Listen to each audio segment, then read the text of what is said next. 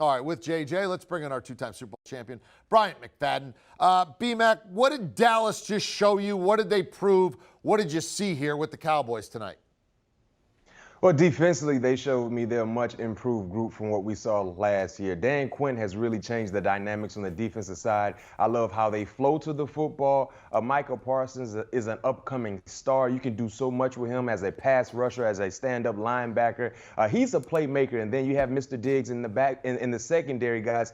He didn't quite have an island tonight, but he had a peninsula. I mean, he was in his bag from start to finish. That pick six was a thing of beauty. He was just always where he needed to be when covering the wide receivers from the Philadelphia Eagles. So they made life extremely miserable for Jalen Hurts. They couldn't run the football. They couldn't throw the football. They couldn't protect him. The Dallas Cowboys, defensively, they're a much improved group. And then when you transition to the offensive side, I mean, Dak Prescott, it seemed like it was a quiet game, but it was a very, very explosive game. By the way, you talked about the efficiency he was able to display. This was one of the best complete games I've seen from the Cowboys in a long, long time.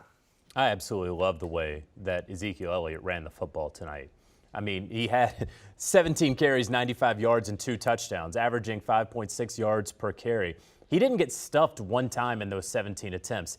It's hard for me to remember a time that he didn't get at least 3 yards on a carry tonight. And this comes after all the struggles last season with putting the ball on the deck. And we know that he was probably putting too much on himself with the fumbles. What does he do in the offseason? He slims down. He wants to be a more explosive running back. And we don't see any of that through the first 2 weeks. And then tonight, in a divisional game with all of that talk, as Tony Pollard's trying to creep up on him, we see Ezekiel Elliott have that huge game tonight. And Tony Pollard played well just as well. But I'll tell you this, B-Mac, you talk about Trayvon Diggs. There's been a lot of talk about whether that guy is a true #1 corner in some NFL circles. The way that he played tonight, he absolutely is making his way toward becoming a household name. It's really easy, EK, to become a household name when you are a member of the Dallas Cowboys and you're balling out, and Trayvon Diggs is next up on that list for the Cowboys. And when your brother's an all-pro, that doesn't hurt either. Part of he and Stephon Diggs are family. Look, you were right about Zeke. I can't remember the last time I saw Zeke put so many defenders who were tackling him that he landed on top of them. Like he was falling on them and they were catching him and landing, with Zeke on top of him. B-Mac, I say Dallas announced that this is not a division up for grabs. Until further notice, or unless something weird happens, this is the Cowboys division and the other 3 teams are just in it. Do you believe that that's the case right now? Or do you want to say, pump your brakes, big fella? Not yet. No, I'm right there with you. The Cowboys, they're the most talented team. They're the team that has the most structure at the quarterback position. And when they're healthy, they're not just a talented team in the division. I mean, they can challenge some other teams in the NFC as well in totality. So, yes, it's their division, and everyone else is fighting for 2nd, 3rd, and 4th place. When you look at the uncertainty in the NFC East, we saw the Giants lose to the lowly Atlanta Falcons. You don't know exactly what to expect from Washington, especially with how bad their defense has been performing. And then we look at the Eagles. They're just trying to figure out who they are as a ball club. So, yes, this is their division. And I can tell you this much, Dallas will run away with this division. If they stay healthy, especially at the key positions on their football team, they will easily run away with this division. It certainly does seem that way, B-Mac, that they're going to run away with this division. You look at Washington, still an underachieving unit there on defense that you allude to. And Ron Rivera earlier today talking about how, the guys just got to figure out the scheme. They can't do too much. It felt a little bit like maybe there's needing to be some change with the scheme. We're going to see as time moves on there. Philadelphia just got absolutely worked. We saw that with our own eyes in the New York Giants. I'm not even going to waste my breath on. So here in the NFC East, you have the Dallas Cowboys and you have everyone else, but not just that. They went toe-to-toe with the Tampa Bay Buccaneers, reigning Super Bowl champs. They may very well be playing in Los Angeles come mid-February. And then they beat the Los Angeles Chargers, who we just saw about 30 or so hours ago what the Chargers did to the Kansas City Chiefs, 2-time defending AFC champions. So, yeah, the Dallas Cowboys absolutely for real being able to put this Eagles team in a blender. And Eagles defense also, they've had some injuries, but an Eagles defense that took care of business against Atlanta in Week 1, played really well against the San Francisco 49ers in Week 2, a defensive performance that was good enough to win. The offense needed to catch up. And now, tonight, I am very, very impressed with this Dallas Cowboys unit. Yep, soup to nuts. They were very, very good. Philly was not a balanced attack tonight in any way, shape, or form. Jalen Hurts took 48 snaps where he threw it or scrambled. The entire run game was 3 rush attempts the whole night. 3 the whole night by all their running backs. That's it. Everything else, 48 for Jalen Hurts, 3 rushing attempts for the rest of the team. But did you see any silver lining tonight? I know they got run on. I know they gave up 41. I know that most of their stats came in garbage time. I mean, I like the pass rush at times, but you're going to give me anything positive on the Eagles? Easy to bang on them tonight, but did you see anything you like, B-Mac?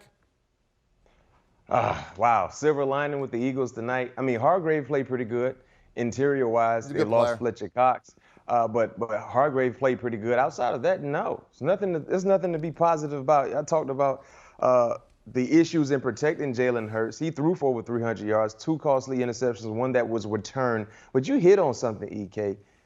Running the football, you had 2 running backs that were involved in running plays. Sanders had 2 carries for 27 yards. He is the featured back for the Eagles.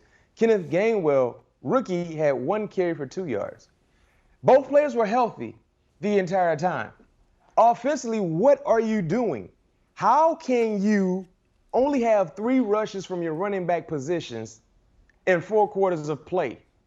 It was like, if you wouldn't know any better, you look at the box score, you look at the stats, you would have thought the first play of the game offensively, they were down 21 points to start off the game. So that's a bad remedy to have. That's not the ideal recipe to have. And I just don't understand the thinking offensively, especially when you're dealing with a young quarterback who just made his 7th start in the National Football League on the road against a divisional foe. Didn't make any sense. Silver lining, huh? See, somebody gets me. Silver lining with the Eagles. Thank you. I got I'll be here all week. There you go. I got you. Well, Bradley Cooper, yeah. Yeah, no, I'm with you. There's not much, and I think that BMAC kind of hit on it. At least the front looked good in spurts. I will say Marcus Epps, who had to come in for Kayvon Wallace when he got banged up. They're obviously down Rodney McLeod and have been throughout training camp, preseason, and through the first 3 games of the season. I like the way that Marcus Epps came in and played, delivered a couple of hits, was able to be around the football. I mean, I'm really, really stretching here. Like Bradley Cooper was stretching on that acting performance. Like, I'm stretching hard on this one, but that's the best I can say, EK. All right, so that's where we are. You look at Jalen Hurts, right? You saw the numbers. I saw the numbers. If you watch the game and you look at the numbers, it's going to be a little deceiving. Most of it was in garbage time. Overall, considering they basically said, everything's on your shoulders, kid. Go do it. Just go win it. Every play is going to go through you. Give me a grade for Jalen Hurts tonight.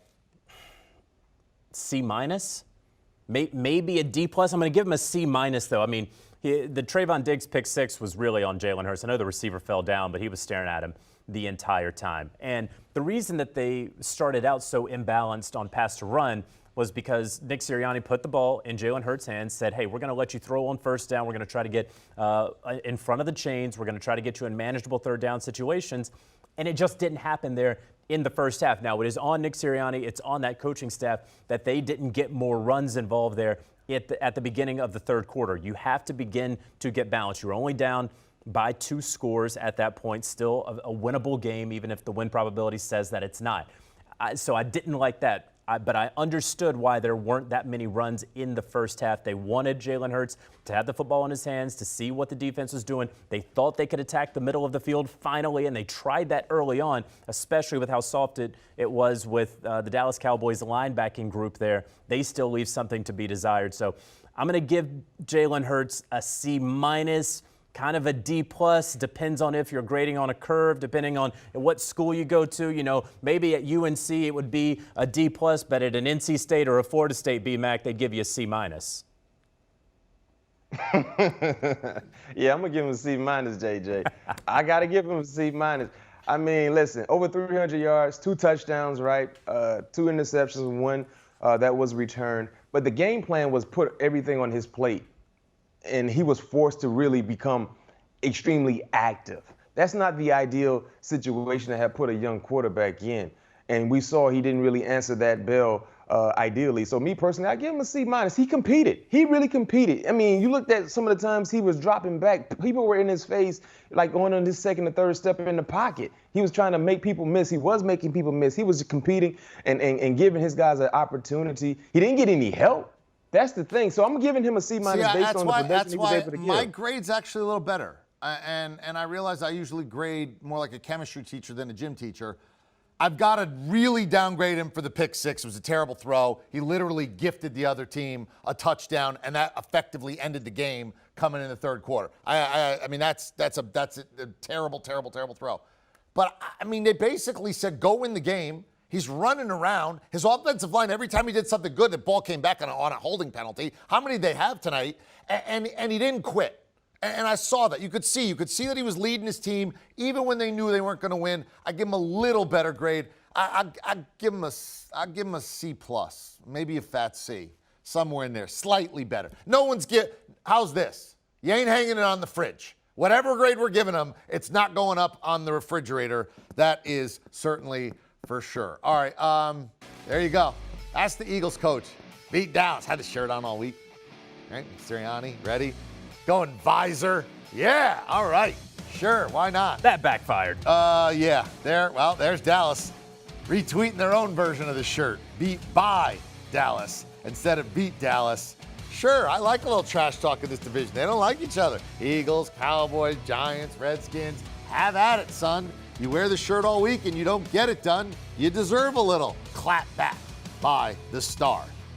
Want a sports network that delivers everything that matters about the game? The highlights, the picks, the instant analysis. No yelling, no fake debates, no politics. Hit the subscribe button and never miss a moment.